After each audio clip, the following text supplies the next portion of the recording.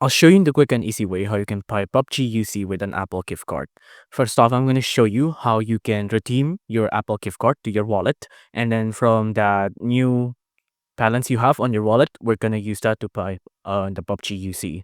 So first off, you want to open the App Store on your device, i.e. iPhone, iPad, or iPod, and then tap the sign in button, and then choose redeem gift card or code option, right?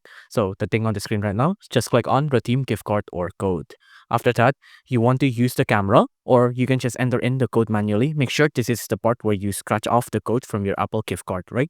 So if you redeem your gift card using the camera on your device, it'll automatically scan the code for it. But if you find that your camera is having troubles, you can also enter the code manually. After that, just tap redeem here, and then that's it.